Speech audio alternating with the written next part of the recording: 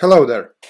We are continuing our series on a guide to adult chess improvement, and today we'll talk about tactics and tactical training. So my strong conviction is that tactics is the single most important thing for an adult improver. So you want to improve. If you want to go from say 15 or 1600 up to 2000, maybe even 2200, the most important thing you should focus on in that stage is tactics, doing tactical training. In fact, I believe this is the biggest secret, if I can say so, of chess improvement. And this is a truth which most improvers discover too late or even never. Because you are bombarded with all kind of chess content out there, openings, strategical games who teach you strategical play, master games, and this is all good, and this is all good quality chess content. But in all this jungle of information, one tends to forget what is the most important thing, and this is tactics. And I will talk about this in this video. I personally was lucky enough to discover this holy grail of chess early enough. It took me like an year to understand that tactics should be my main focus in my chess training. And I've been doing this for a few months, and I can already see some results in my game, quality of my games, winning rate, and so on. I mean, just think about this claim for a moment. If you're hearing this for the first time, you might be shocked or surprised. But just think about it. Think about first engines, chess engines. They appeared in the 80s or 90s. And these first chess engines, they came in some game consoles or something. And they did not have any database.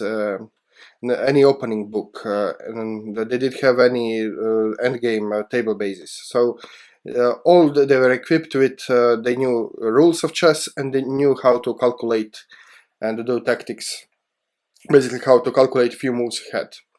And only that put that the first engines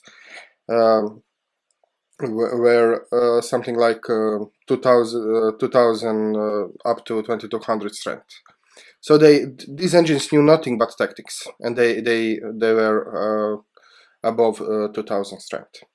Another example you can think of is Paul Morphy. He's probably the greatest chess player of all times, or at least the most talented player.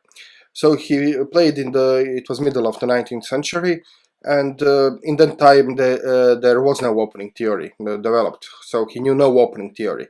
For example, he never heard of King's Indian defense or something like this. So he just played 1e4, he played Italian game, Spanish game, Scotch game, so sometimes King's Gambit. And if you look at his games, you will see that he played different moves all the time. So he didn't have some opening theory he stuck to. He just played chess. He opened up his VCs and he played chess.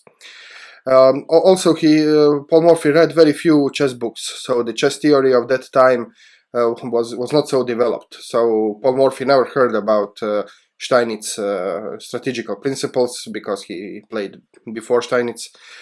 He never read books like My System from Nimzowitsch because he was born before that book was published. So all the chess theory we know now, he knew nothing about. Of course, he did have, if you look at his game, he did have superb chess understanding, and his positional game was very good, but it was mostly based on intuition, so he didn't know any theory. And his estimated strength in today's terms is around 2700. So you can see, of course, Paul Morphy was a great tactician. He had excellent board vision. He had excellent eye for tactics. He was able to play blind for chess simultaneously on 10 boards and calculate mate in 10 or something. So he was a machine as far as calculation goes. And this alone basically made him a 2700 player. Okay, he was extraordinarily talented, one in a billion. But I just want to emphasize my point that the point if you are good in tactics, if you are really good in tactics, then you can be 2000 or 2200 strength just by being excellent in tactics. On the other hand, if you are good in other stuff and you don't know tactics, for example, if you know all the opening theory there is out there, and you know all positional principles under the sun, but you still are bad in tactics, so that means if you blunder, if you miss tactical opportunities, or you don't see your opponent's tactical opportunities, it will be very difficult to go beyond the 1700 or the 1800. So I'm just taking two extremes to demonstrate my point. So if you know nothing but tactics, you can be 2000 strength. If you know everything but tactics, you will never reach 1700. Okay, so if you don't believe me, you can just analyze your own games with an engine. So play a game, any game, blitz, rapid, classical chess, that doesn't matter, and just analyze with an engine. And you will see that almost always, or most of the time, you lose because of tactics. You don't lose because your opening was bad, or you don't lose because you made some positional blunder. Sometimes, but it's very rare. You will, at this level, if you are around 1600, 1700, you will lose because of you blundered. And also you will win. If you analyze your won games, you will see that you won because your opponent blundered. It can be a simple one move blunder, and he blundered in the sense that he didn't see your tactical opportunity and he allowed you to play the tactics. So by analyzing your own games, you don't need some sophisticated analysis. You just turn on the engine and see what was the point when you win, and you will see it's about tactics. Well, you know, Bobby Fischer famously said that tactics flow from a superior position, and that is of course true. So this is why I don't advise to take this literally to the extreme and to do only tactics and nothing else. You should working on acquiring your general chess knowledge.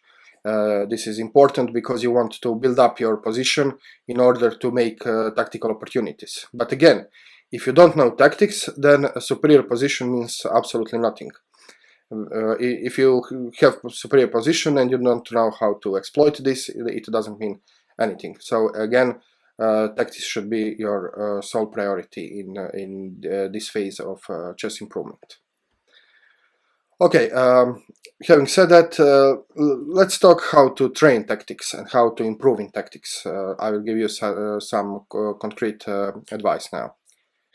Okay, so first of all, I would like to say that when I say tactical skill and tactics, this skill has two ingredients. It's composed of two separate skill sets. One is pattern recognition, and other is calculation and visualization. And I believe that when you train your tactical skills, this should be done separately. Like I said before in my previous videos, you don't want to confuse your brain. So in every kind of learning, when you want to learn something, you should you should focus on one topic and not make digressions. So I think that in order to boost your tactical skills, you have to learn pattern recognition and you have to learn calculation and visualization. So now I will spend some time talking about how to boost these skills separately.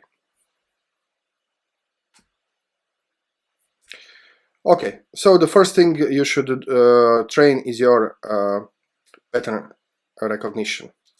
So let's just talk briefly about what is pattern. Well, it's not easy to define. There are many definitions about what is pattern, although everybody knows what's pattern. You have some intuition. Some call it images, chess images. Some call it chunks. So there's different names, but it refers to the same thing. Basically, it's some kind of familiar position or familiar set of moves which you can see instantly. So the moment you see the board, you recognize the position, and you instantly see what can be done there. So this is what I call a pattern. Okay, let's take an example. So if you see this position, you most likely recognize this pattern. So this is a famous smothered mate pattern. And if you don't recognize it, then okay, you will after your pattern recognition training. But this is very familiar, so I suppose most of the viewers are already familiar with this. And just to demonstrate the importance of pattern recognition, I want to share one story, one anecdote, one true story regarding this position. I had a visit from a friend of mine, and he came to lunch with his son. His son is like 10 years old, and we talked just a little about chess, and they both know the rules of chess. So they know how to play, but they never studied chess. So they never read any book or anything. But they know the moves, and sometimes they play occasionally the chess, and this is it. So I set up the board, something like this, very similar, maybe exactly this same position you are looking now. And I told them, okay, white has a forced mate, and I gave them this to try to solve. And they were trying, and it took them like 15 or 20 minutes, because they never saw this before. So you can imagine now, if we were playing one against another on a tournament. So me on the other side is me, who sees this position in an instant of in a fraction of a second, and him who needs 15 minutes to find the main mate, even if he knows there is a mate. So this is also, of course, big difference. When you're solving tactical puzzles, you know there is a solution. When you are playing the tournament game, you don't know. There is nobody behind your shoulder who will whisper that you have a tactical opportunity to win. So this demonstrates the importance of pattern recognition. Okay, so just in case you are not familiar with this pattern, so the solution is knight f7 check, then king has to move to g8, and then you go knight h6 double check. So now it's double check. Always when you have double check, king has to move. Of course, if king moves here, then the queen will just deliver checkmate there on f7. So king has to move back to h8. So now queen delivers check on g8, and now king cannot take the queen because the queen is protected by the knight. So rook has to take it, and now king is smothered by his own pieces. He has now squares to go, and the knight delivers a checkmate. Okay, so this is famous smothered mate. And if you know this pattern, so this is my point, you don't have to calculate. So I don't have to calculate all this. I just, as soon as I see it, I say, oh, it's smothered mate. Okay, I know what to do. I should check here, and so on. So I have everything in my head. So this is what it means to know the pattern. Of course, in a real game, you will still spend some time calculating. So you will maybe there are other pieces on the board which makes your plan impossible. So you will still, if this was a tournament game, long game, I wouldn't play this instantly. I would just make the cross check by calculation. Okay, so the more patterns you know, and I'm not talking just about mating patterns, this is a mating pattern, but there are also many other patterns, you know, your tactical motifs like forks, skewers, spins, and so on. So the more patterns you know, you'll be the stronger player. This is the claim. So there is no magic formula which you can apply and become a good tactical player. And this is often solved in various books or courses. You will encounter this from time to time, that someone says to you, oh, I know magic formula, I know to-do list, and if you can only follow this to-do list, you can become great tactical players. For example, look for checks, captures and threats, look for loose pieces, look for exposed king, and so on. So these advices are all good. Of course, you should, in a real game, you should always check your checks, captures, threats, loose pieces, exposed king, and so on. But this will not make you a good tactical player. If you want to become a good tactical player, you should learn as many patterns as you could. So there is no easy way to do this. And for example, Grandmaster Lev Albert, former US champion and distinguished chess coach, he wrote once that the main difference between a strong and weak player is in number of positions or patterns they know. So his estimation is that 1800 player knows 300 positions, 2000 player knows about 1000 positions, and Grandmaster knows 10,000 positions. Of course, the number of patterns you know is not all which determines your chess strength, but it's the main part. So the more chess patterns you know, you will be a stronger player. There is a famous example of the author of the Rapid Chess Improvement book, and it's more familiar with for his 7 circles method, Michael Della Maza. So Michael Della Maza, he came up with this 7 circles method, in which basically you take 1000 puzzles and you do them several times over to memorize all these positions and patterns. And in fact, he confirmed the theory of Lev Albert, because he started with 1600 strength, and he went up to 2050 in a course of 1 year. So he took 100 puzzles and he did them 7 times over very diligently. He learned these patterns, and he reached his goal to become a player of over 2000 strength. So this is how you know it works. There are people who did it and who managed to improve in chess.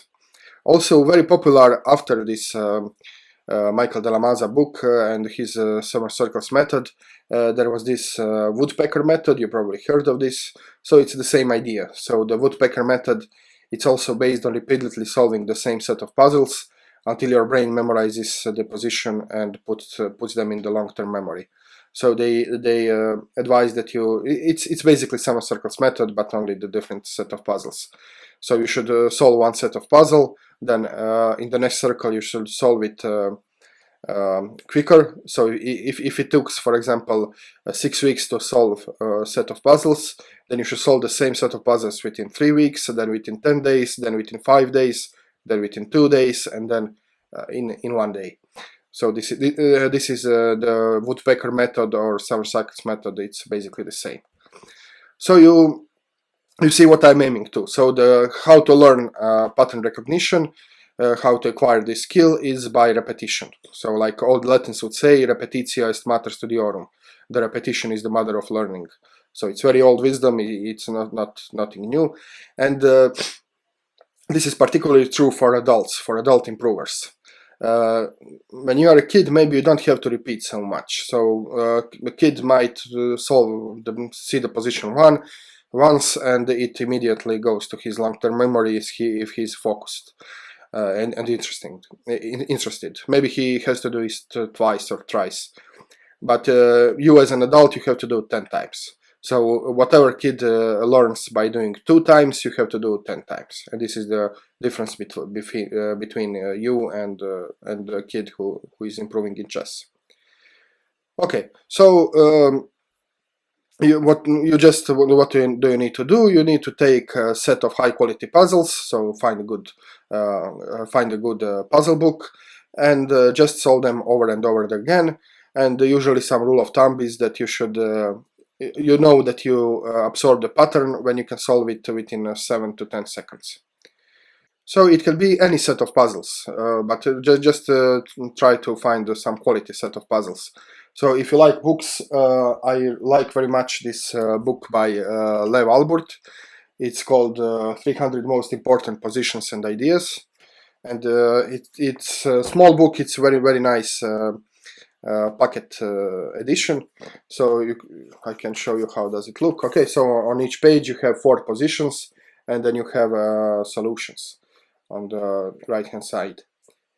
And it has 300 positions, which are representative positions, realistic positions which you will meet in your games.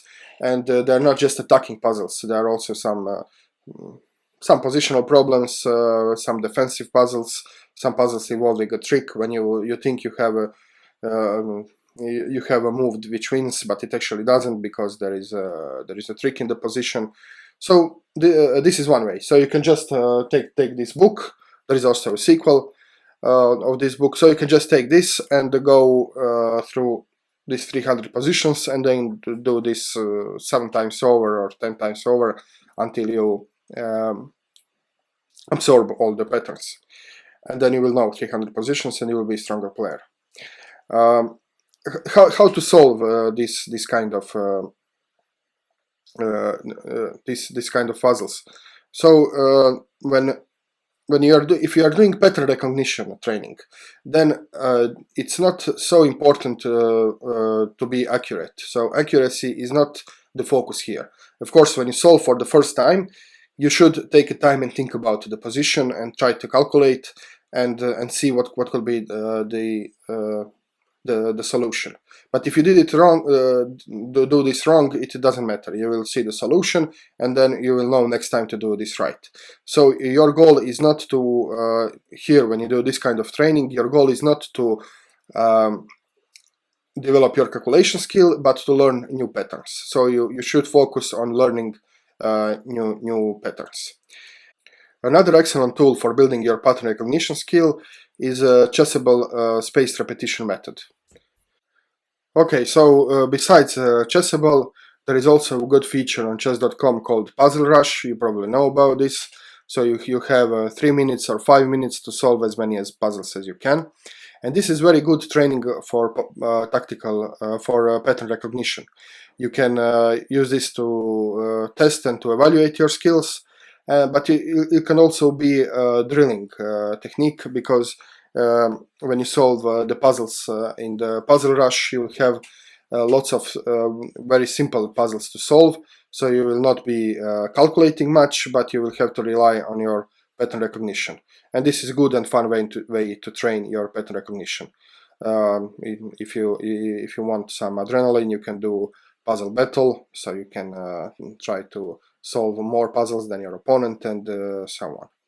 I will list all of my recommended books and chessable courses down in the video description, so please make sure to check this. And before I move on, I will just like to take a moment for one other detail. If you watched my last video about acquiring general chess knowledge, you'll see that I advised to do this on the physical board and the book, because I think this makes you slower and more diligent in studying the positions. And here, in this particular kind of training, in pattern recognition, I don't advise to use physical board, because the idea is to solve as many patterns, as many positions as you can, as quickly as possible. So if you are setting the board, it will just waste your time. So my advice to do pattern recognition is either directly from the book. So you can take some book, for example. I use this book this summer on the beach. I was just sitting on the beach, and I would open the book, look to the position, and try to solve this in my head. So this is how I trained with the book. So you don't need to set the position on the board. You can just look at the position and try to solve this, and this will be quicker, and you'll also practice your visualization skill. Of course, using your computer screen, it's very quick, it's very efficient. So use Chessable, use chess.com, Puzzle Rush, and similar. Okay, now let's switch to another ingredient of boosting your tactical skill, and that's that is calculation training. Okay, so what is calculation all about? This is something you have to do in a concrete game. I'll just give this position for example. So once you acquired your pattern recognition skills, so you know your patterns, then you have to apply them in the concrete positions. And when you have concrete position in the game, first of all, you don't know if there is a tactical opportunity. So if you know your patterns, you'll be able to spot your tactical opportunity. And second of all, you have to check if that set of moves really works, because you will never have in the game exact same position as you did when you are doing your pattern recognition.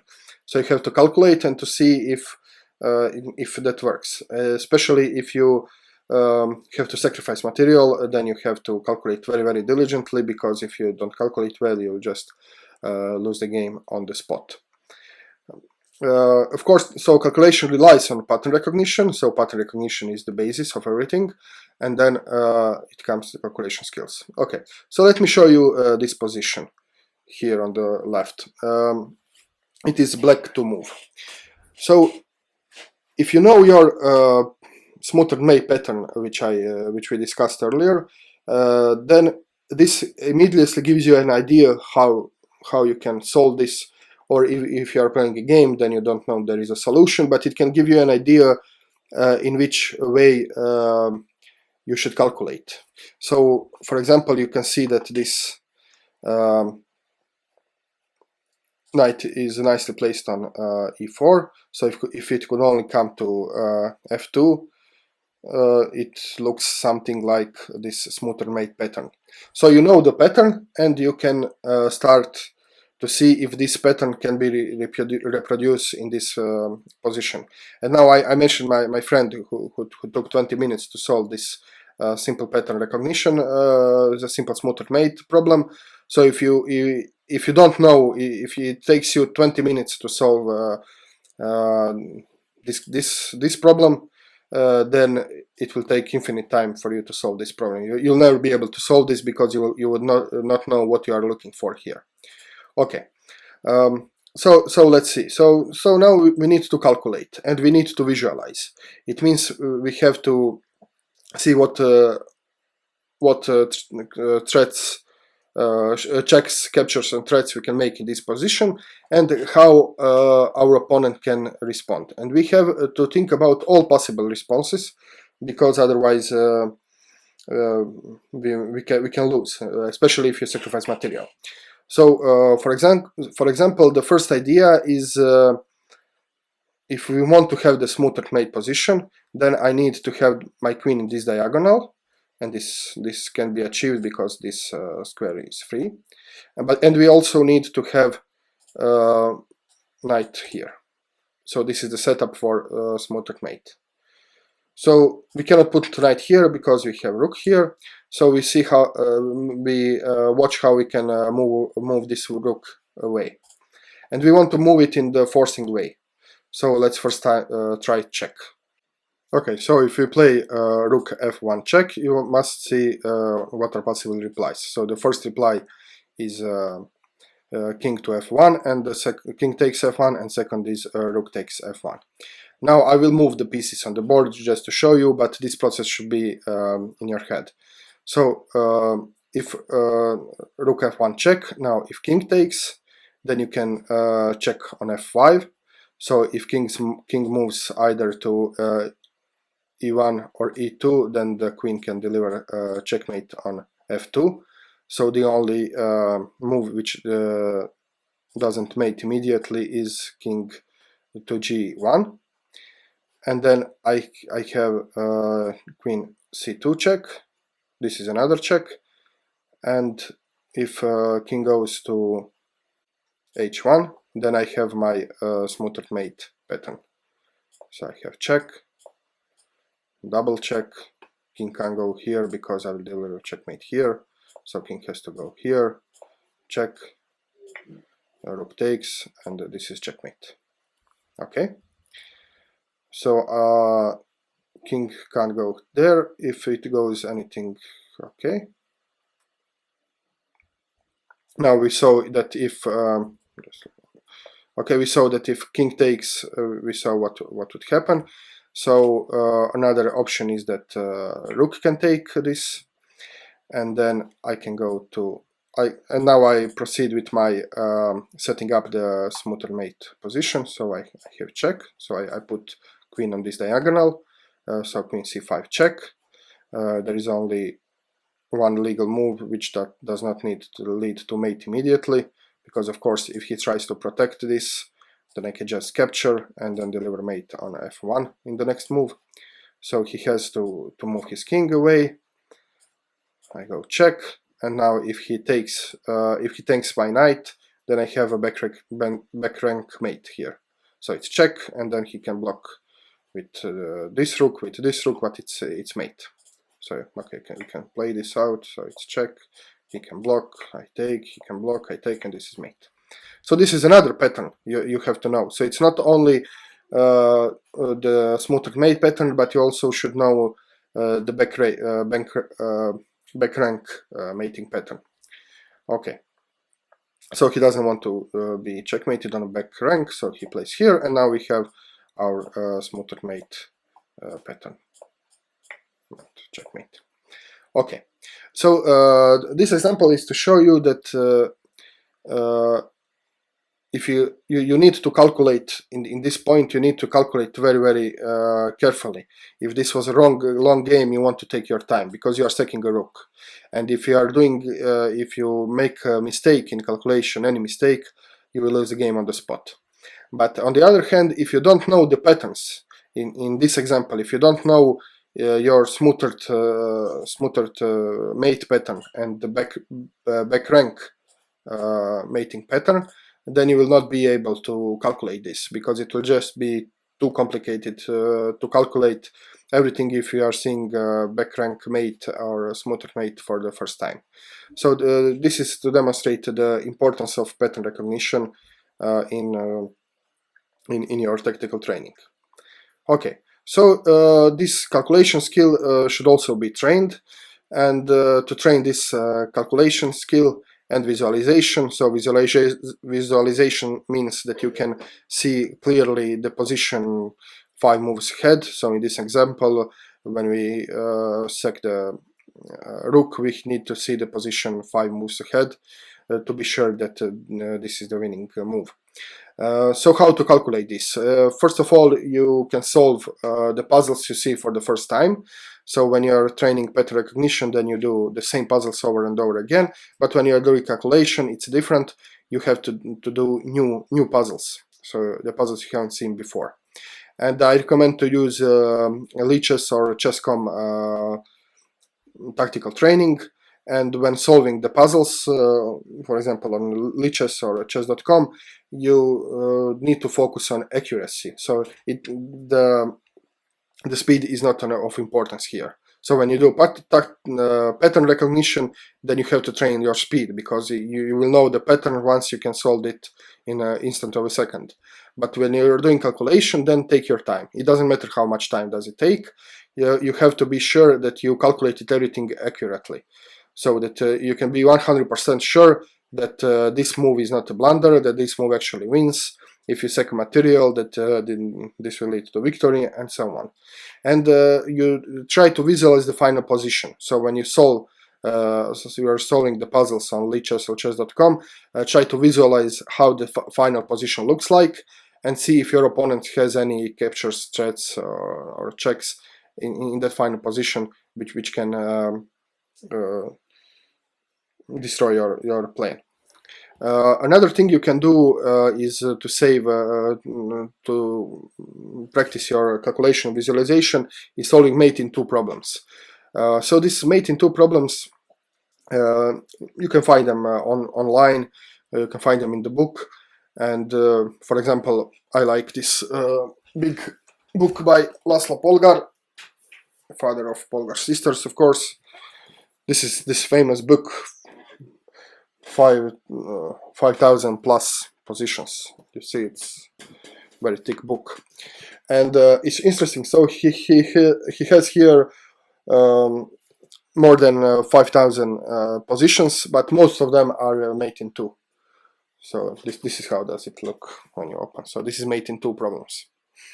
Okay, so you can take, if you like books, you can take this book and solve mate in 2 problems, or you can find a course in Chessable, for example, which has mate in 2 problems and solve them. Why are they important? Well, most of mate in 2 problems are not something you will find in the game, and most of the positions, some people even get annoyed because you have the position which wins in mate in 3 with no problem, or you have a huge material advantage, and then you are asked to find mate in 2 problems. And one should ask, why would I ask? Would I find mate in 2 problem when I can win this position in 1,000 other ways? But that's not the point. The point is that you practice by solving mate in 2, you practice your visualization skills, your calculation, and most important, you practice to find quiet moves, because those mate in 2 problems are often sneaky, meaning that the first move is not the forcing move. When you're solving tactical puzzles for your pattern recognition, most of them, you always have some forcing sequence. So very rarely you have the first move which is quiet. But on the mate in 2 problems, you almost always have the quiet move first, and then you deliver mate in the next move. So you have to calculate very carefully, and you are forced to think for your opponent, to see what replies your opponent has if you make some move. So mate in 2 problems are very good exercise to boost your calculation skills. And another important skill is to practice your board skills. So you have to be able to visualize the board in your head. So when you close your eyes, you should know where each square is, and you should know how the knight moves, how the bishop moves from which square to which square. And I have to tell, for an adult, this is maybe the most difficult part for me. So, for example, if you close your eyes, you should see the board in your head, and when someone says something like c5, you should immediately see the square c5 and know that, for example, that it's a black square. So this is one reason to train this, is just to try to randomly name the squares and see which color is that square, but not by counting, because if I say c5, I can cheat and count. I can say, okay, I know that a1 is black, so I can count a, b, c, 1, 2, 3, 4, 5, and then see where this square is. But this is not the point. The point is that you see in your head immediately this square. So the next exercise is that you can put a knight on c5 square and then name all the squares knight controls. Or you can put the bishop on a square and name the diagonals which are controlled by this bishop. And this kind of training can be done anywhere. You can all you need is to close your eyes and to visualize the board in your head and try to name the squares, to do knight maneuvers in your head, and so on. You can test your board visualization. There are several tools how you can test this and how you can train this. I will link, there is on Chessagora a very cute feature when you can just test you can just guess the number of the square. I will link that below in the description of the video. You can have you can use Lichess or chess.com. That is on Lichess it's called coordinates training. On chess.com it's called Vision Trainer. So you can solve this drill with these tools and learn the squares and learn the board. Because once you can see the board in your head, then you can even play blindfold chess if you want to show off in front of your friends, and it will be, of course, much easier to calculate and to visualize the positions if you know the board. Okay, should you do this on the physical board or not? Well, you can do either. You can do this on the computer, you can do this straight from the book, or even if you are doing very difficult puzzles and you want to really concentrate and take your time, then you can set up the real board and pieces.